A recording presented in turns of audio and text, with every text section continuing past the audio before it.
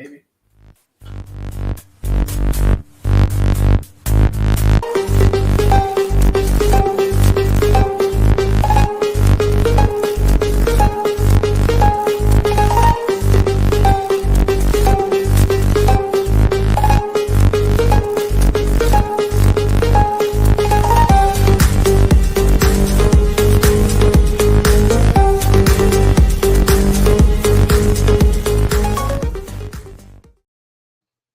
Welcome back to another Wednesday with Carnage Unleashed.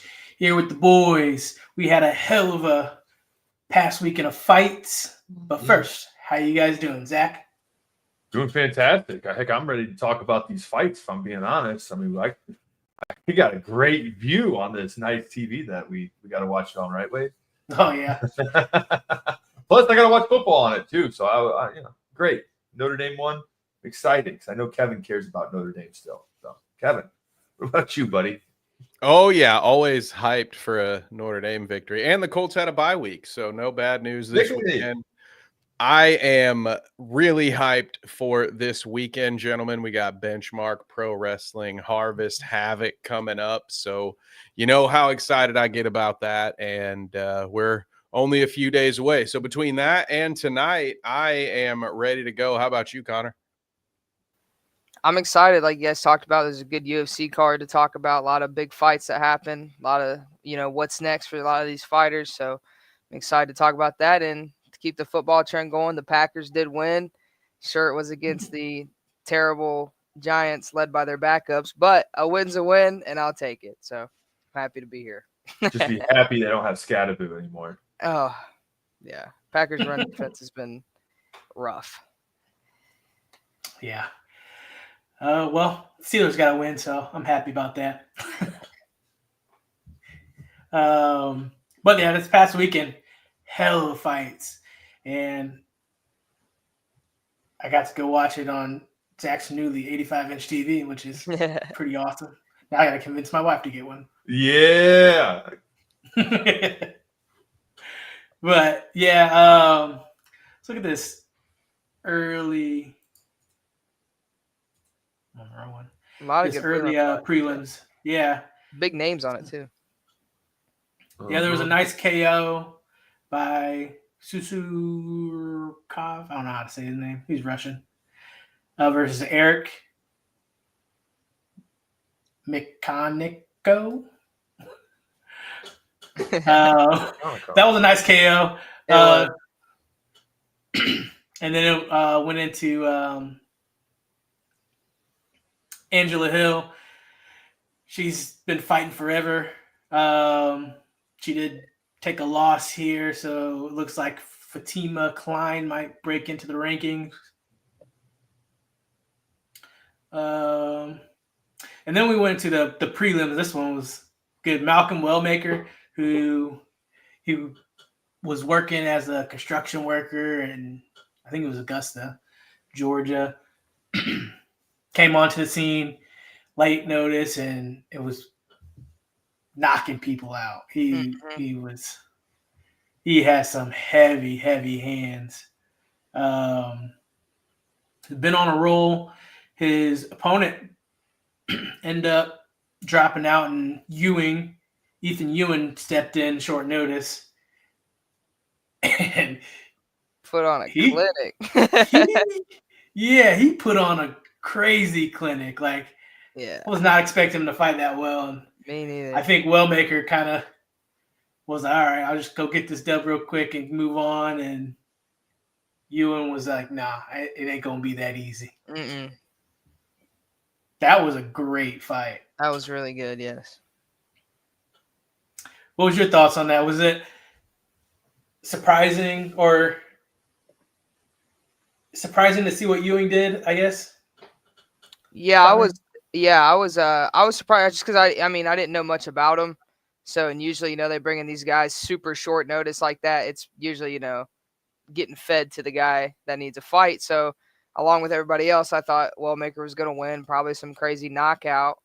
And then, like I said, I caught most of the fight. Like I said, I was down in Kentucky, but I was hearing that he was winning, and I was like, oh, he's probably, wrestling him then. He's probably wrestling Wellmaker to win. And then I started watching, and I was like, No, he's not. He's just beating him in the fight. Like, was just better, and it was very impressive. Like I said, I didn't know anything about him beforehand, but next time he fights, I'll be like, oh, he's that dude that beat Malcolm Wellmaker. Every time I see his name now, I'll know exactly who he is. So yeah, I was impressed. exactly.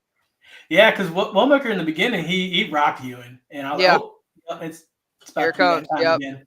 And then Ewing bounced back, and he freaking he did get some takedowns, but he was just out fighting Wellmaker. It was his night that night, and everything went right for him. Then walked into Aaron Blanchfield versus Tracy Cortez. Aaron ended up getting the submission over Cortez. She's the number 4 ranked flyweight, so she's making her name again. That climb back to title contention. Cortez looked good. She didn't look too bad until she got finished, obviously. But yeah, her striking looked good. It was pretty competitive up to that point. Yeah. But Blanchfield was making a run. Then she kind of had a setback, and then now she's beat Rose, Cortez now, and so she's making her statement to try to get that title running it now. But as we'll talk about in the co-main, it's going to be a tough mountain to climb. Yes. Then another one. Oh yes, the featured prelim. Bo Nickel. The one that got bumped. They bumped them. They bumped it down, but that was a way to close it out. Connor, how did you feel about your favorite fighter, Bo Nickel? I was impressed. He looked really good. I mean, he needed that. He really did. Everyone was hating on him because he's saying, he could out wrestle Hamzat, he could beat all these guys, all this stuff. And obviously he loses to DeRitter. Everyone hates on him. This is what he needed. He needed to come back and he needed to win. He needed to win like that. Because if he would have came out and just took the dude down and laid on him, nobody would have cared. I'm like, oh, Bo Nickel just trying to play it safe. To not only knock a dude out, but knock him out like that. Like, no need for follow-up punches. Straight out as soon as his foot hit his head. That's the way to do it. He got performance of the night as he deserves. So, for sure. I still don't like him, but it was a good knockout. Out to you, Clayton. That one goes out to you. That head kick was for you, Clayton. You dedicated it just to you. Zach, what was your thoughts on that fight? I thought Bo looked great, because you're expecting. I like when you're expecting one thing from a fighter, and then boom, he comes out, surprises you or her, and surprises you on what they're doing because they're completely changing it up. It catches you by surprise, and it's exciting, and I love it. I love seeing it. I love seeing these fighters evolve, and that's what he's doing. He's slowly starting to evolve, and then hopefully he'll evolve into a fighter that Connor can love and cherish and idolize. I thought it was beautiful. I was even telling you, I was like, Bo Nickel, he's been fighting kind of safe. He's been learning on the job. I think he kind of did deserve to get bumped down from prelims. He hasn't been very exciting because he's just been cautious. He's been fighting very cautiously. His most exciting fights were the ones that get him into the UFC. And then once he started fighting those higher caliber guys, he kind of resulted more back to his wrestling and was kind of reserved.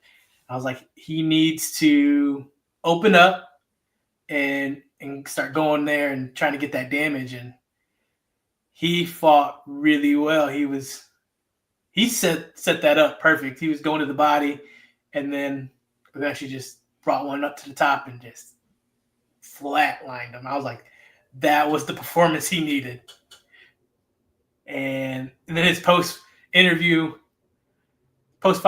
he was like, you could love me or hate me, pick one. I was like, fair.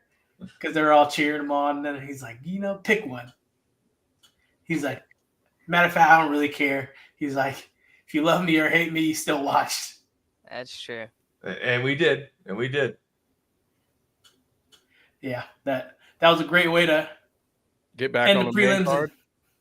And go into the main card. Yeah. And the action didn't stop, which was beautiful. I loved it. Yeah, and from that point on, it just kept going. And it opened up with Beneil Dariush versus Benoit Saint Denis. And that was... I didn't even sit down yet, guys. I was getting ready to sit down and boom, pop, gone. He's done. Now, lights out. 16 seconds. He's out. Yeah, it was wild. Fast. It's like there's not much you can say. It just kind of collided, and I mean, what the heck happened? I thought Benoit was gonna win, but to win, 16 seconds it was. Yeah, 16. Yeah. That's crazy. Very impressive. That was very impressive, and he's looking like he's on his little title run there before Poirier kind of stipend that run. Yeah. So he's getting back on it. He's got a new run going now, it looks like. Yeah. So lightweight's looking good. And then going to the welterweights. Man, there is so much going on in the welterweights. We're going to get into that. Chaos. We'll get into that later. Yes. But Leon Edwards versus Carlos Prates. Leon, number 4, former welterweight champ. Prates coming in from Fighting Nerds. They've been on fire.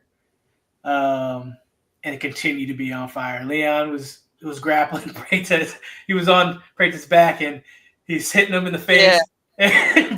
Prates like, dead face, just like, didn't even care. He's like, come on. He was chirping at him too. It was like, come on. Fans don't want this.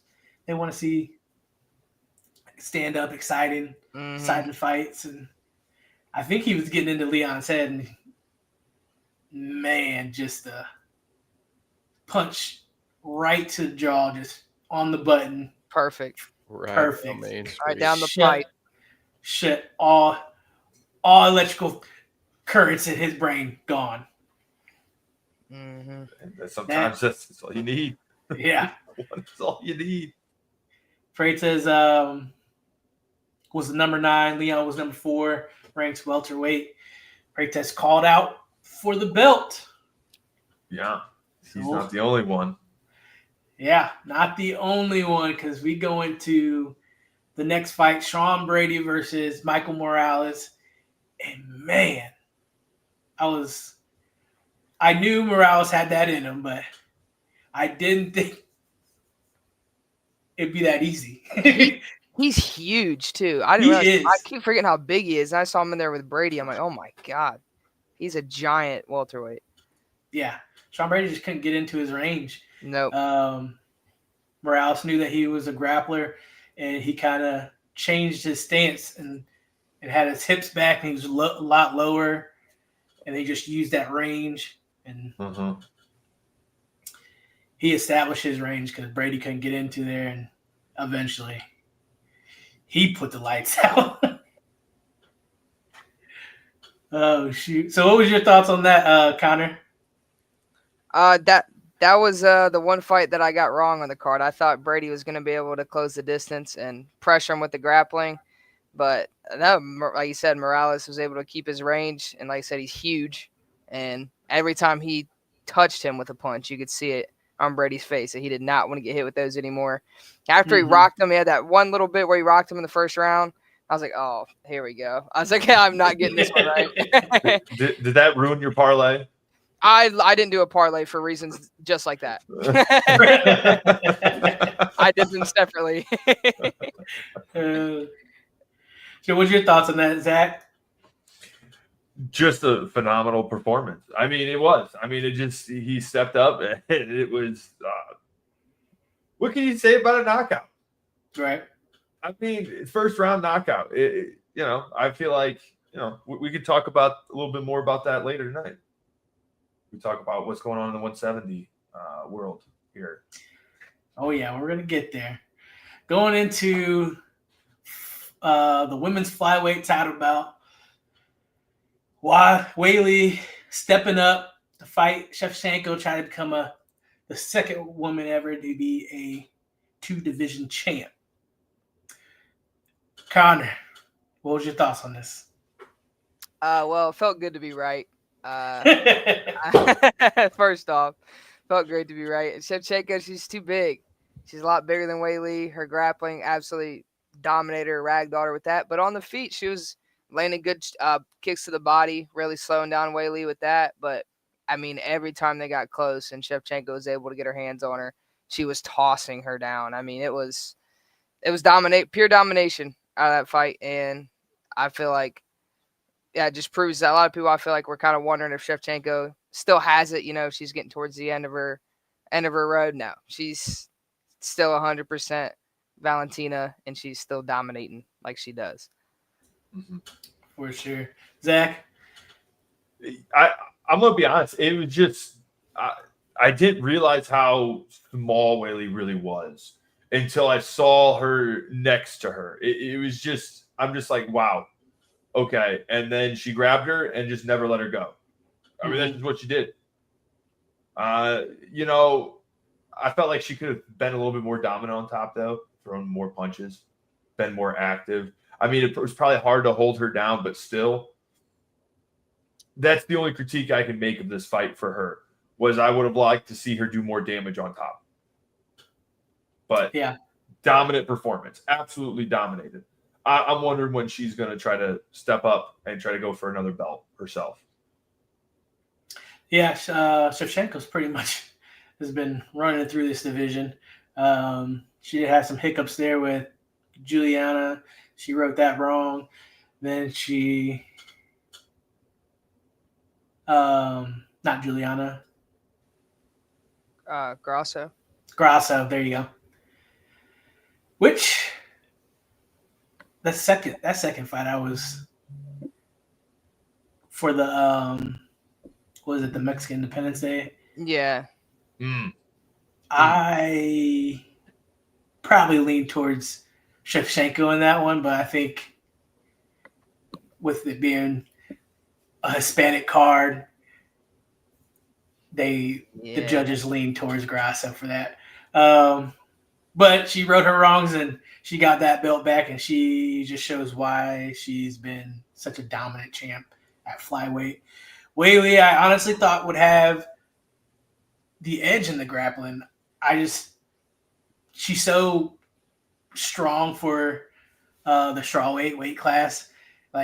So I thought that was going to translate a little bit up to the flyweight, and she would have the edge when it came to the grappling. But Shevchenko, I just didn't realize she was that freaking strong. Yeah. She did mention Kayla Harrison in her post-fight as well as a fight she'd be interested in. So, Okay. We'll see how strong she really is. She's going to fight Kayla Harrison. Yeah. Well, the Lioness has said she's going to be making her comeback. So what does that throw a wrench in? Do you think that the Lioness should get a title shot right away, or Shevchenko? Well, yeah, I mean, you might as well. That makes business sense. Yeah. That makes business sense. Yeah. The UFC would be smart to do that. And there's nothing going on at women's bantamweight anyway. So yeah, you got it. If that fight arises, you have to do it. Yeah, no questions. Yeah, I would agree.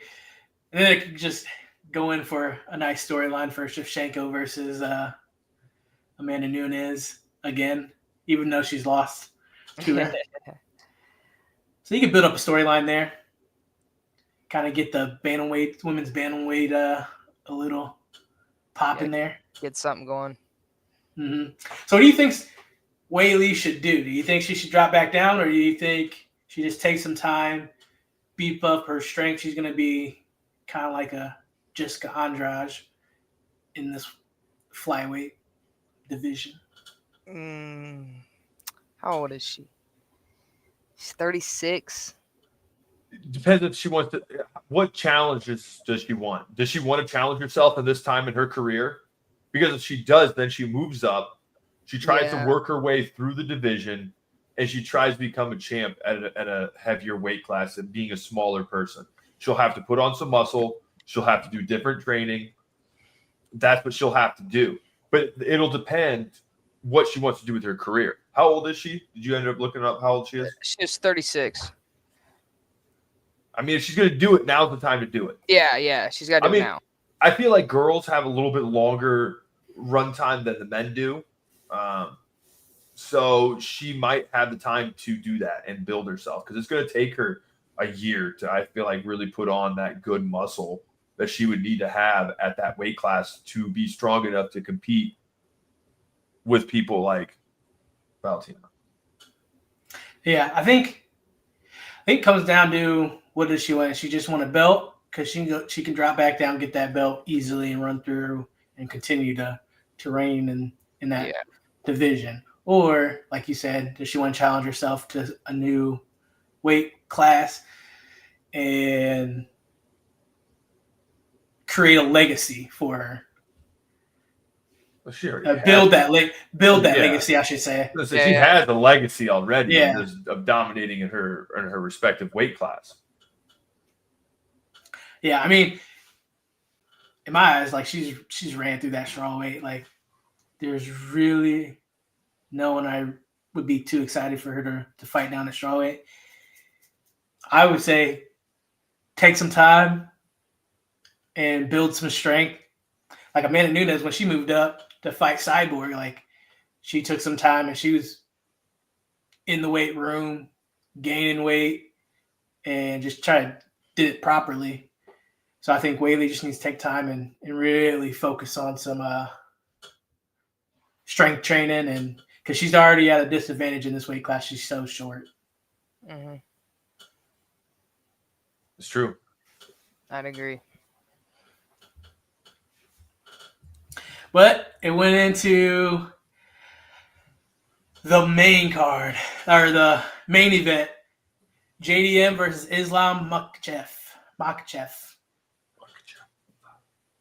And I didn't realize. I mean, I knew Islam was going to be a problem, but I didn't think he was going to dominate that well. What was your thoughts, Connor? You think, was that expected for you? A little bit, yeah. That's why I picked Islam. I figure, I mean, I don't bet against the Dagestanis for reasons like that. Their wrestling is next level stuff. I mean, JDM, I mean, he had, like, to get to this point, like, yeah, he had beat Bilal to win the belt, but before that, he had beaten, like, Gilbert Burns and Kevin Holland. He wasn't really tested, but Bilal, like I said, I believe Bilal had the ability to do similar stuff to JDM that Islam did, but Bilal wanted to prove so bad that he had them Canelo hands that he was talking about, and he ended up getting his face pieced up a little bit. So Islam, knowing that he doesn't care, he doesn't have a reputation to be like, oh, I can stand and strike. He's Islam. He can do whatever he wanted. So he goes out there, took the fight where he knew he could win, and absolutely broke JDM. Like, you can even see his face in the 5th round. He looks like he's about to cry. He was, like, just mentally and physically defeated and outmatched in that fight. I mean, that's kind of how I thought it was going to go. If Islam was going to win, it was going to look like that. He wasn't going to stand and strike with him. He did have good calf kicks, though, that he's landed on JDM. Those were playing a big factor, but I just think Islam's just too good. I think he's pound for pound. He's pound for pound number 1 right now. They updated the rankings, so he's one of, if not the best in the UFC. So yeah, he just dominated from start to finish. I mean, I applaud him. He did a fantastic job moving up a weight class. I mean, I felt like he was huge for 155 anyway. I mean, I still feel like he could possibly even bump up to 185 if he really wanted to. I do. But I feel like he's going to sit here, run amok for a while at 170 before he runs off to do something like that. But,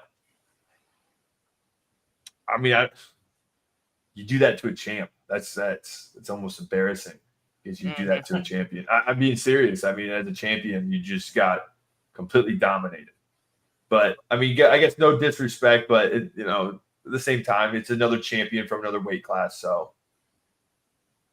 Yeah, I thought JDM was going to be able to establish some range and make it a little bit harder for Islam to get in there, but dude, now that he's at 170, he's not as depleted.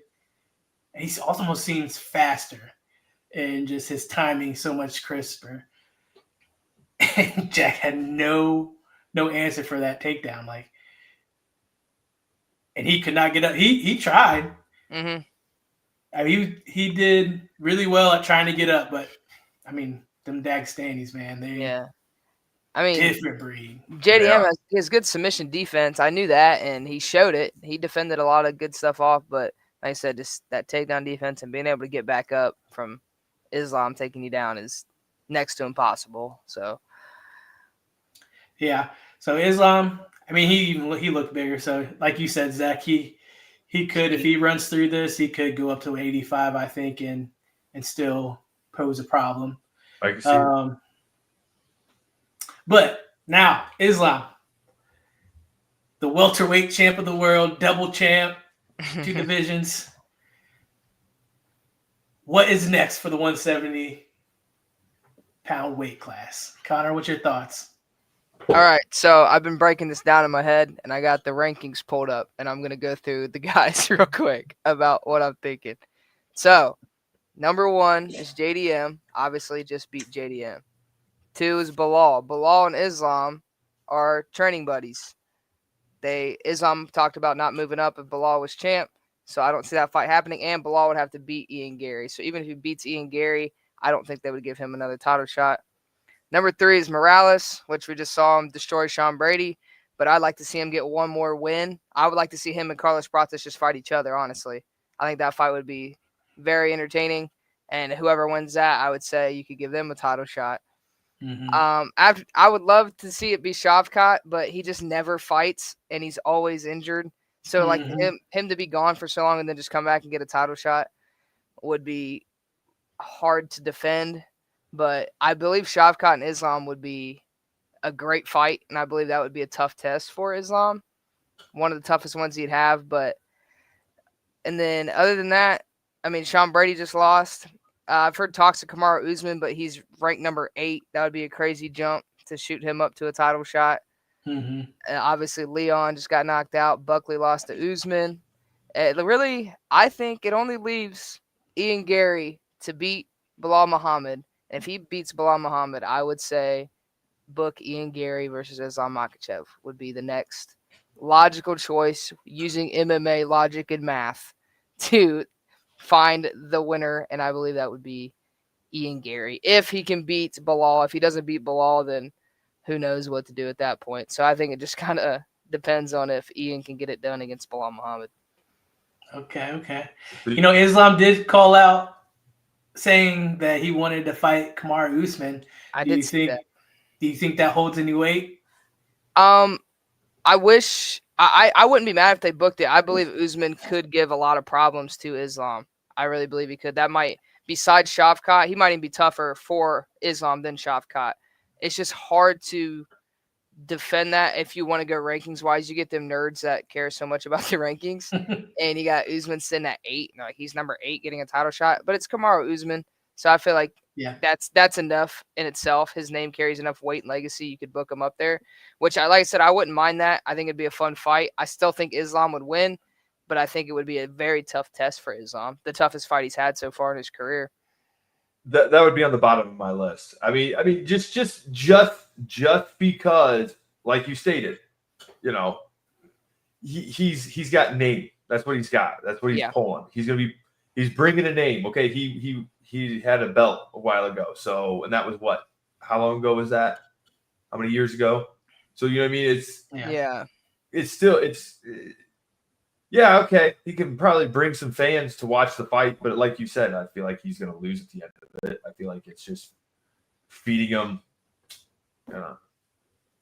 So that's just my take on Usman. I think with Usman too, a fight you got to look at is when he took that Hamzat fight on short notice at 185. That first round, and like, oh, he's getting dominated. Then all of a sudden, he's shown that his wrestling and grappling could hang. Sure, Hamzat was getting tired, but at the same time, Usman took it on short notice up a weight class. I feel like his grappling and wrestling could, I'm not going to say match out or even out with Islam, but it would do better than someone, say, like Jack Della Maddalena did. So I feel like he could hold his own better in the Islam territory of fighting than guys like Maddalena, guys like Morales and Prates would. Agreed. Yeah, I think Kamaru showed that he's still fighting top tier. Like, to go in short notice, bump up, and pose problems for Hamza. Yeah, but does he deserve a title shot? That's the only thing I got. Does he deserve a title shot? No. I mean, Like, he brings a name, cool. Yeah. That's all he's bringing. He doesn't deserve the title rank shot. 8 coming off a win of Joaquin Buckley, which at the time was big because Buckley was on a run, but I still don't think that's enough to give you like if what I'm saying for Michael Morales and Prates isn't enough to get them a title shot based off of wins, then what Usman technically has done lately wouldn't be enough either. It's really just his name that's carrying that weight to put him into that position. Yeah, I agree, but Islam seems like he doesn't want to fight until the white card, which is July. There's a lot of time. Well, so okay. I mean, so what you do is you take people like Morales and Carlos, match them up against each other right there. That's a firework matchup right there. You know it's going to be a knockout right there. That winner can go up and tackle it right there. I agree. You know what I mean? I mean, yeah, they're not going to be probably as great on the ground as, Usman, but they're going to, I mean, because Morales, he's what, 26 years old, a potential star because you don't have a face for the UFC quite yet. I mean, unless you want to go with the current double champ here. But weren't we just complaining about that earlier? That there's no real true superstar face? Your McGregor. And so you got to start building. Maybe it could be in here. It could be Morales. Undefeated. Hasn't lost. That's true. Well, yeah, what I think should happen, Prates versus Morales should be a fight before that white card to help do a title eliminator. Ian versus Bilal is about to be happening this weekend. Ian beats Bilal. Ian is on a run right now, so he should be the next one. I mean, because he beat Prates too. Yeah, he did beat Prates. Who you talking about? Ian? Yeah, Ian Gary. Yeah, he also lost to Carlos. No, he beat Carlos. No, he beat Carlos. He lost to Shavkat. Yeah. He lost to Shavkat? Yeah, decision to Shavkat, but beat Prates. In all reality, Shavkat should be the next one, but that's because what I'm saying, he couldn't capitalize off that win and he got hurt himself and hasn't fought in so long. It's really hard. His momentum's died, so he can't. Doesn't make the best sense. If he was active, it would make so much sense just to throw him in there with Islam, but it's hard when he hasn't fought in so long. Yep, so I think it should be throw a Kamaru versus Shavkat, Prates versus Morales, and then Ian versus Bilal, and then just kind of see where the fans are kind of screaming to go, whether to go Ian or Shavkat, or Kamaru if Kamaru gets that win over Shavkat. Yeah, you can even book JDM and like Sean Brady. They both coming off losses, have them fight each other as well. Yep. Or do like Joaquin Buckley. He's coming off a loss, so he should probably fight someone coming up. So there's a couple guys you can still book there, but I think it all shapes up pretty well with matchups. It's just who's next, And I still think Gary will just, if he wins, will have the best argument to say he's next in line. When is Shavkat fighting again? Do we know? Is he scheduled to fight? No, he's not scheduled at all. He's been hurt. Like he beat Gary, I believe, a split decision. Then after that, he's been gone. Unanimous decision.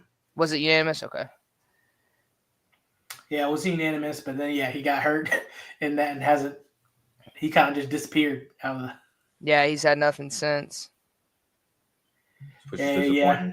If Ian gets that win over Bilal, Ian's a loudmouth, so he can talk his way right into that fight. Shavkat, you got to remember too, he was supposed to fight for the belt against Bilal, and then when the Bilal got hurt or whatever. Bilal got hurt, yep. So and then he fought Ian Gary instead. So technically, there was a time where he was slated to be next in line already, so he could use that argument as well. Yeah. So there's so much of guys that can have a reason of why they should be next. This is something heavyweight needs so bad.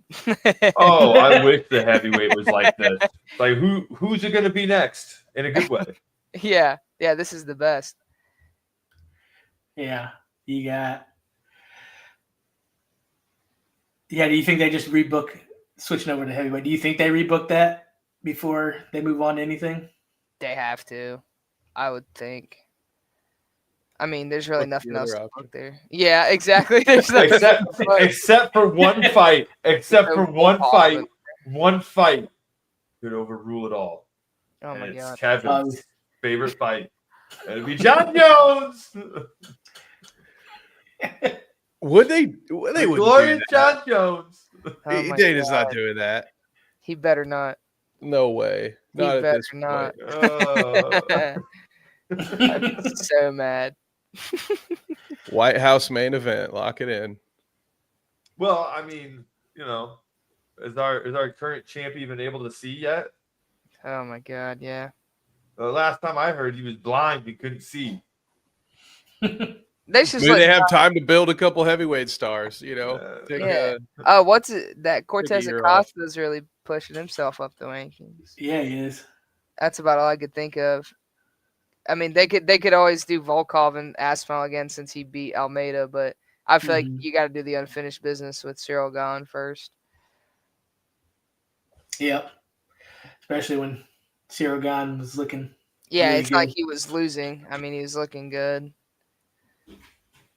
It's just rough. Yeah, you hate that it's because of an eye poke, but what we were just talking about, Zach, like they don't have a lot of compelling storylines, for lack of a better term, in the heavyweight division. You have something here, albeit not an ideal way to get something like that because of the eye poke. But yeah, it wasn't like he was getting dominated and then poked him in the eyes. Like he was looking pretty good ahead of that, and I think that's the only fight that they could book right now for the heavyweight title that would generate that you can just say, hey, this is going to headline a card and sell pay-per-views off of it. So that's who knows, maybe if Tom does have to sit out a while, maybe they can find a couple of guys in the meantime and actually have somebody lined up next. Because are they just gonna do a trilogy just because? Like, well, you guys can just run it back, I guess. Nah,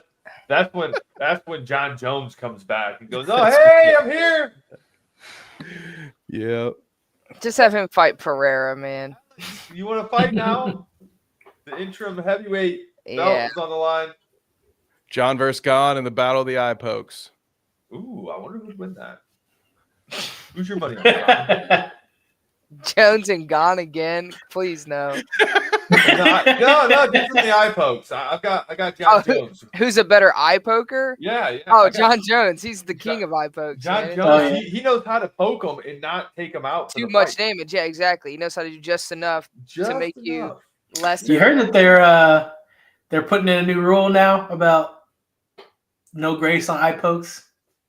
Oh wow. See, listen, that should be the only thing. I think if you do an eye poke, accidental or not, you get 1 point already taken off, then you get a fine. Yeah. Guarantee you, eye pokes would stop. Mm-hmm. Yeah. If Fine you know you're $10,000. gonna lose a point and pretty much lose a round if you eye poke, you're definitely going to be more cautious of putting your fingers out there. But I want to throw a little wrench in there for the 170. What about Ilya? Do you think he deserves the right to jump up and? I don't like that because he just won the lightweight belt. He should have to defend that a couple times. There's guys still there that want a shot. Guys like Arman Sarukian, him and Dan Hooker about a fight. You got to think that's a title eliminator. You got that fight. Mm-hmm. Patty's been calling for it. People want to see him fight Patty. Gaethje's been saying, give me the title shot or I retire. Like, there's a lot of guys at lightweight that still need a shot at the belt. So for Ilya to just keep bunny hopping divisions, I don't think that's fair. Especially with all the guys at welterweight that we just talked about too. You have a division with so many contenders, and what you're going to do is bring up the former featherweight champion all the way up to 170. Like, I don't think that makes sense. Just not yet. yet. Not yet. No, not yet. I could totally see it happening. I'd love it to happen in the future, but not right now. Give it another year. Let's see Yeah. where things sit, who he fights.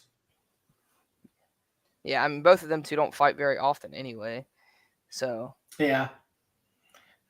Say he is active. He gets 2 fights in enough time to have a good camp for the White House card. Do you think he deserves it if he gets 2 wins in there? just think of how small he would be against Islam Makhachev too.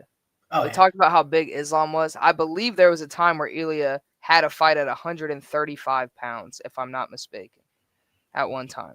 I'm about to look to see if I'm right. I swear there was a time he competed at 35, and he's trying to go up to 170. Like, imagine that.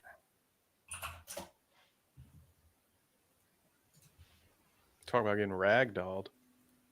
Well, Connor, you got no room to talk. Didn't you want to join a heavyweight kickboxing tournament at one point? Throw some Yeah. weights in his pockets. If the heavyweights are like the UFC heavyweights, I'll do that any day of the week. What? They'll poke your eyes out. Yeah, true. Dude, 1 win at heavyweight, I'd be ranked in the top 10. Yeah,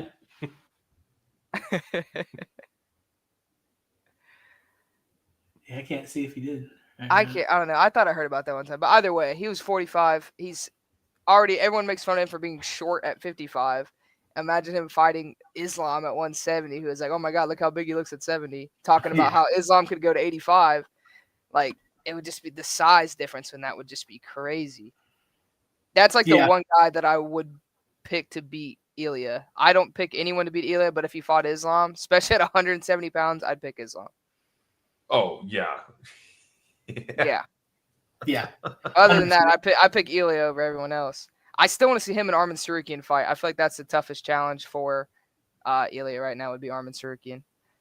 Yeah, I want to see that fight too. I know that's the only guy I think could give him a run. They've let him fight Gaethje. That's just a highlight for Topuria. They let him fight Gaethje, honestly. Although Patty is on a that would be fun, but I don't think Patty's ready for that. Especially with the guys that he's beaten right now. The guys that he's beaten to get a title shot would just be insane. Like, he's coming because we know how I feel about Michael Chandler. Chandler, Green, Ferguson. See what I'm saying? Those 3 gets you a title shot. That would be nuts. Tony Ferguson, that was like on part of his 100-fight losing streak. Bobby Green's known for getting knocked out a lot. And then Michael Chandler's won like 2 fights in the UFC since he's been here. Like, I don't think that should give you a title shot. Agreed.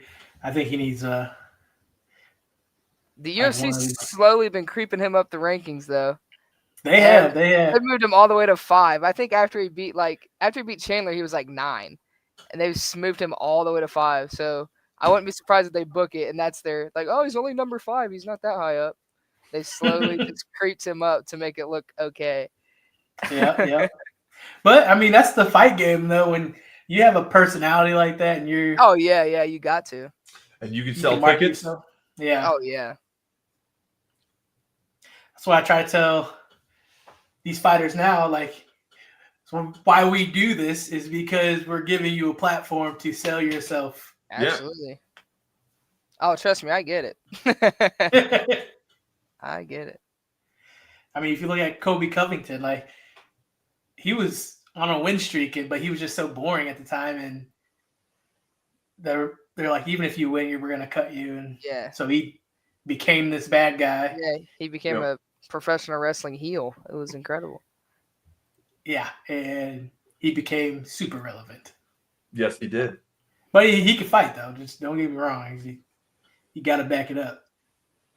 Oh yeah. But yeah, I'm thinking Shavkat should, but he's too inactive. Ian wins. He's the next to fight Islam in my eyes. I agree with that. Let Shavkat do like one more fight. Like you said, I wouldn't mind him in like an Usman or something like that. Wouldn't be too bad. Mm-hmm. I think that could be fun. I say we match up someone Shavkat. Whoever wins goes at him. gets to go for the title. If Islam fought more, it'd make it a lot easier. But he Yeah. doesn't fight. He's not on that Marab schedule, so it I makes it. know. You don't think Ian should get a shot? Is that if No. he beats Bilal? No, because I think Shabbat should get it first because he beat him. Yeah, I understand, but he beat him. I agree. No, I agree. Like I said, if he would have stayed active after that fight, I feel like it'd have been a no question. Shavkat's number one.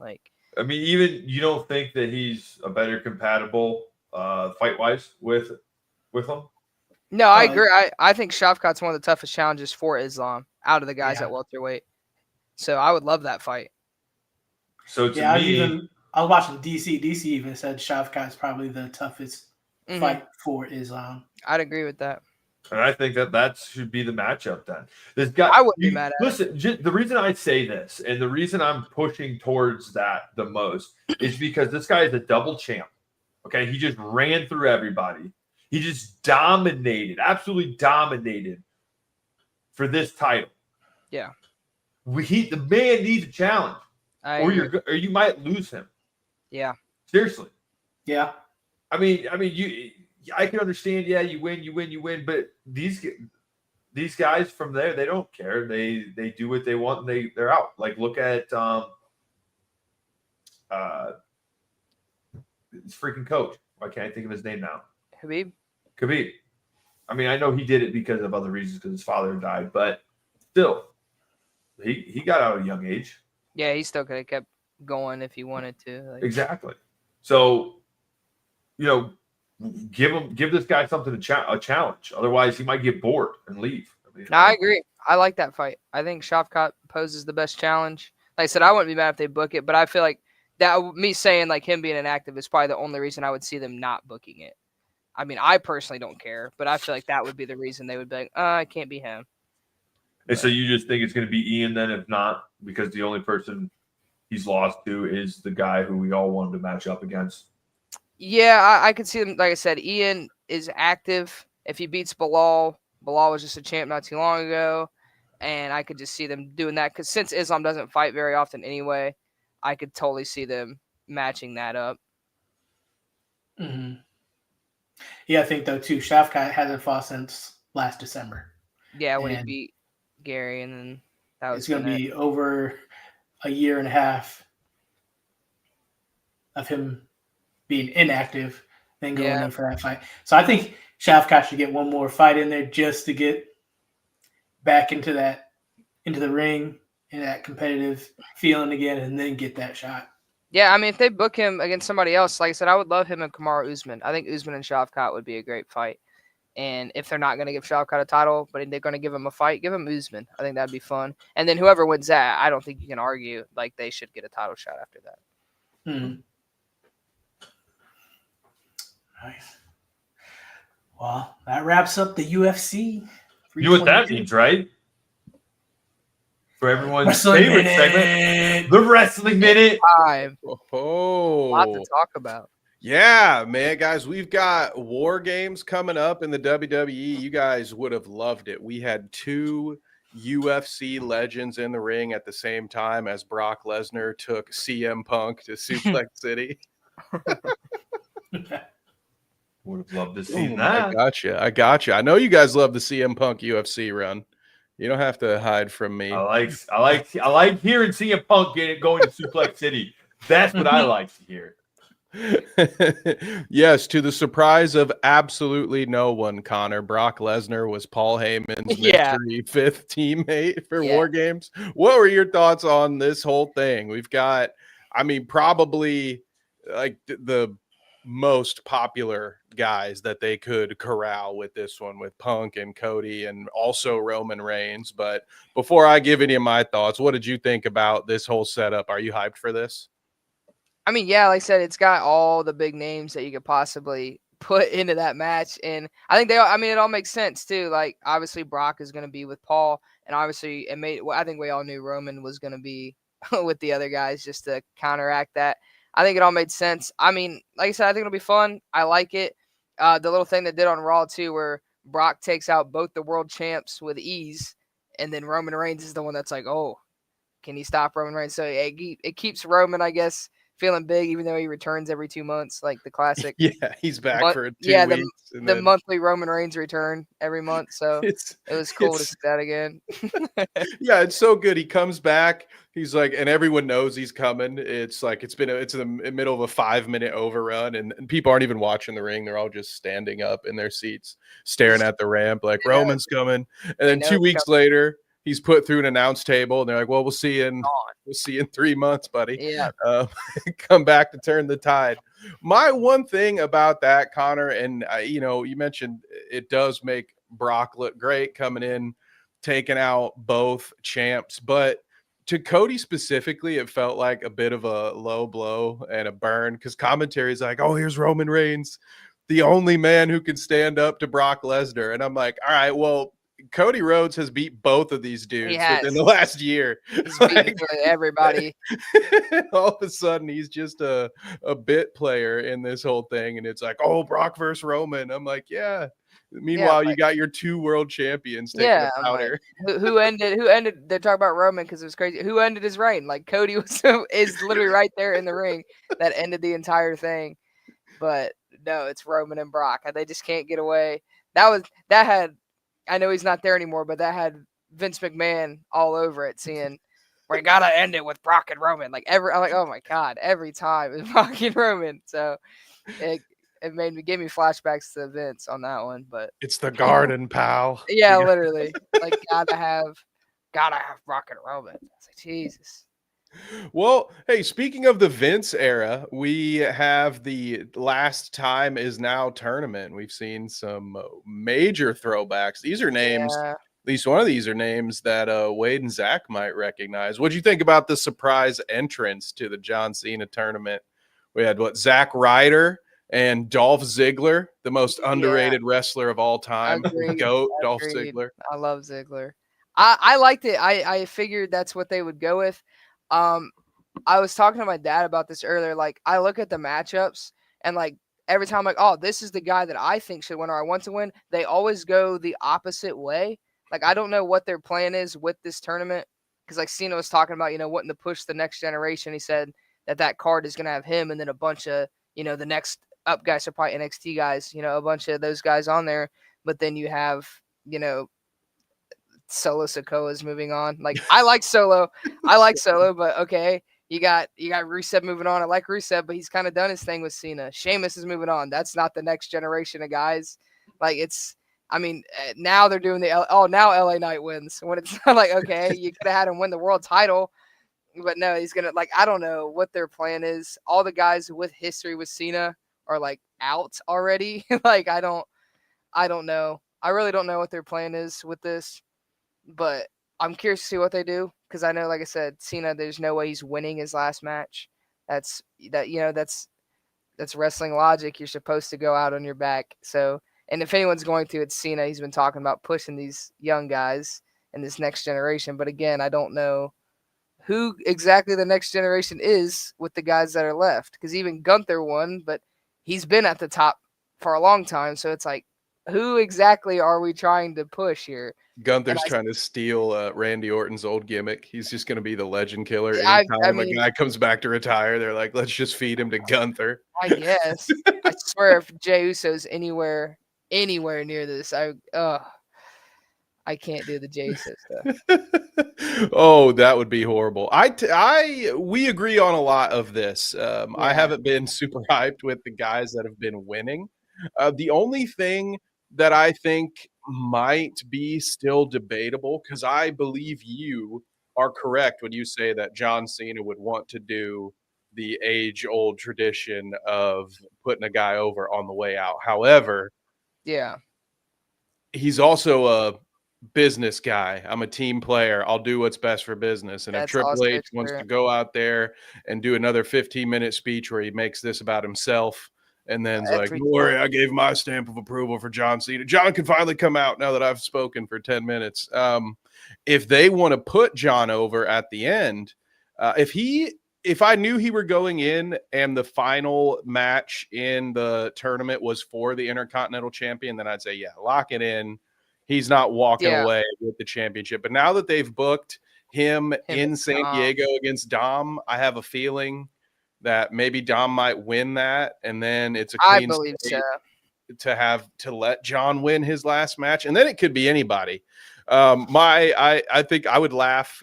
I hope it's not Solo Sikoa. Like as much that's probably the guy that I was most disappointed to see win. I'm like, dude, not this again, man. I got the guys pulled up here. The ones that have advanced are Rusev, Sheamus, Jey Uso, LA Knight, Solo Sikoa, and Gunther.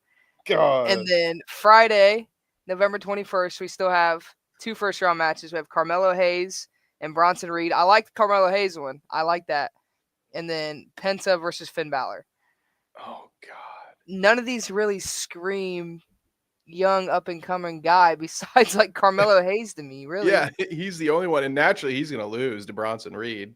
Yeah, and then they got... the division has 5 people in it. There's no way. And then they got... the 28th on Friday, they got Rusev versus Sheamus. Again, for the 800th time. And then LA Knight versus Jey Uso. And if they have Jey Uso beat LA Knight, if they have Jey Uso beat LA Knight again, LA Knight should just quit and go somewhere else. I swear. He should call Matt Cardona back and be like, dude, you know what? Let's go run a circuit. I'm gonna go hang out with you in the Indies. That is just I don't like none of these guys are the ones that I would have liked to see move on like at all. So I really don't know what they're doing. Hot take. Surprise guest comes out of nowhere. You talk about rising stars. Logan Paul. Oh, he's luckily away from it. They've attached him to a different main event storyline, so we're subjected to enough Logan Paul on television right now. Yeah, be away from that. It's horrible. I hate it a lot. Sorry, I've got a poke, guys. No, you're not wrong though. You are thinking like the management over at the WWE facility. I feel like what doesn't help too is like as soon as the tournament got announced, people are like, "Oh my God, Chris Jericho, Edge." They're talking about all these good guys that I think are coming in. Nope, we get Ziggler and Ryder, and they both lose. Lose. Jey Uso moves on. Solo moves on. It's like, oh my God, what are we doing here? Man. I thought you got to have at least one of those guys win. Suspend the disbelief for at least a week. And I assumed it would be Dolph because I was thinking, well, one, nobody cares to see Cena versus Solo for again. That was great when it happened the first few times.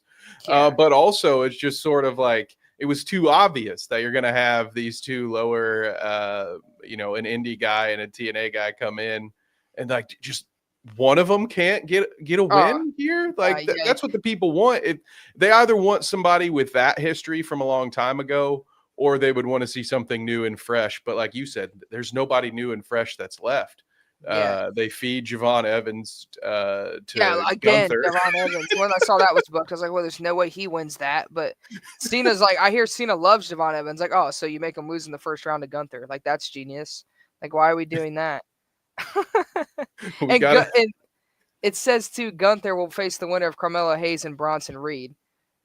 Like, there's no way Gunther's losing to either one of those two. I feel like I do not want to see a Gunther Bronson Reed match. I don't think it could be really cool. I feel like that's gonna feel like an Undertaker Diesel match, when like one guy's big and athletic and the other guy's just big and slow and hard to move, and it's just a lot of bear hugs and I mean Penta and Finn Balor, because the winner of that will face Solo. So I could see Penta beating Finn Balor and then beating Solo, and then that's like, oh, Pentagon. Like, I don't know. I see that too. Absolutely. He'll go deep in the tournament. Are there any more surprise admissions? Because from what I'm seeing, no. Like I said, the last first round matches are Carmelo and Bronson, and then Penta and Finn Balor, and then those guys will move on to the next round. So I believe the 2 surprises were used up on first round eliminations. So paging Austin Theory. Oh, dude, paging Austin Theory. I would have been so pumped. Everyone would have been so mad, and I would have been so pumped if Austin Theory came out against LA Knight or something. I would have loved it. I mean, here we go. This guy beat him at Mania when Cena brought out all them Make-A-Wish kids too. Do you remember that? Yeah. And then Theory beat him. I was like, that is the greatest heel move you could have done. That was insane. Just wasted, dude. Yeah, man, come weird. on. They still owe him for that failed cash in for the US title, wasn't it? Oh, I was so mad. I was like, the US title, that's what we're doing? And we're gonna lose? Like, what? That's what we're doing? Like, who is booking this? Just him already, you know? Please, Use like, him or cut him. Let's do give something. him a push, please. I need it. Well, there we have it. Connor, any final thoughts from you on our wrestling minute tonight? I just hope WWE finds a way to make this tournament worth it. Like I said, I see no positives right now in this tournament, but I hope they find a way to make it worth it. I hope they do something with it and just somehow salvage this. I hope they just throw it all away and just make Edge come back. Forget the tournament ever happened. Just throw Edge in there. He loses because Chris Jericho interferes. I would be the happiest. That would be the best. I mean, I don't care about this tournament. I don't care about Jey Uso. I don't care about any of them. Give me Edge and Chris Jericho. Deep down, he cares. I think it's the perfect sandwich. They're like, hey, I care for too John much. Cena's final year, it's gonna suck. And then we're gonna get our shit figured out like a little too late, but then we're gonna have some great feel-good moments, and then it's gonna suck again right at the end for you. Just so the weirdest retirement tour ever. A weird heel turn that goes right back to a face turn, gets dominated by Brock Lesnar randomly. I was like, this is so weird. What are we doing here? He's putting over the future, you know? Isn't that John Cena's 50-year-old way, Brock though? Lesnar. Huh? Isn't that John Cena's way, though? Weird. It's just Yeah, but he's not the one in charge. I'm pretty No. sure he didn't call Triple H and say, you know what, I'd really like to put over Brock Lesnar. I would love Brock to come back and beat me up. Beat me and then beat me up after. I'm like, Jesus. Like, was that necessary? At all? So what they do with Brock Lesnar, it just feels like like if you set a universe mode on 2K25 and then just let the computer do it for you, like at the end of every show, they'd be like, and Brock Lesnar comes out and just F5s everybody. You know, it sounds it's like a kid playing with their action figures. Just every time it's like, oh, and then Brock comes out and he's wearing jeans and cowboy boots. Isn't that badass? Like his hair's longer now. It's different. It's not. Yeah. Different. It's He still can still Brock. pick everybody up. Isn't that crazy? He does the same. They're extensions. I just I don't know, man. So there you have it, folks. We're locked in for Survivor Series. Yeah, we're pumped. We just crapped all over it. Well, this is why the WWE's charging so much money at every new event because the product is on fire. Yeah, you're supposed to. You want me to get hyped for John Cena versus Jey Uso? Like, come on. Oh man. Nice. Well, I think that wraps up for this week's episode. Connor, where can they find you? As always, every Wednesday on here talking all things MMA and lots of pro wrestling today with my guys here. Always follow me on Instagram. I got it right down there. @am_Connor Smith. You'll catch me grappling this Friday. I'm going to be doing a charity grappling event. And I heard there's some tag team grappling, so I had to get in on that. I'm bringing I'm bringing my good buddy, my good tag partner Zach Burrows with me. We're gonna go have us some tag team grappling, and of course I got to shout out my teammate Anthony. He went down to Kentucky on Saturday, got himself a first round submission win. Short notice, that's 2 wins in less than a month for him, so he's got a good little win streak going. So shout out to Anthony, and yeah, that's all I got. Nice. Kev? Man, well, first off, we've got to get our equipment over there to one of those tag team events. I would very much like to live stream that bad boy in the future, but it probably won't be this weekend because we've got Benchmark Pro Wrestling Harvest Havoc. I'm very excited, guys. I've been doing my camera shoulder workouts in preparation, so I'm assuming it's going to be at give it 15 minutes before my shoulders go numb this time. So feeling great about that, but no, going to be an incredible night of pro wrestling. Always a good crowd there, and they put on a great show. So I'm very excited to get that done. Other than that, look for me on the Dweeb channel. I'll be reviewing Frankenstein here in about a half an hour over on the other channel. So give that a view if you'd like. Zach, what about you, sir? Well, I'm looking forward to this wrestling. And then after that, I'm looking forward to Carnage Fight Series 5, Fights Before Christmas, featuring Dylan Bucka versus Dante Schiero for the welterweight belt, our very own welterweight belt here. And then for our co-main event for that Carnage Fight Series 5 is Quentin Richards versus Drew Fickett, UFC vet. We've got a couple of them with him and Dylan. So I'm excited for these fights before Christmas. December 20th in Sandusky, Ohio, the 1058 Event Center. Tickets are available. Pay-per-views available. Go and get all that stuff at carnagemediappv.com. That's where you can find me working on that website. So, wait, where can they find you? Absolutely. I'm just going to retweet what you said here at Carnage Unleashed.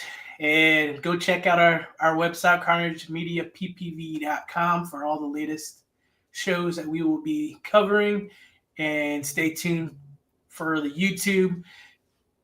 Kev's going to be rocking out the benchmark wrestling for you guys once we get that all filmed and edited this weekend. So stay tuned for that.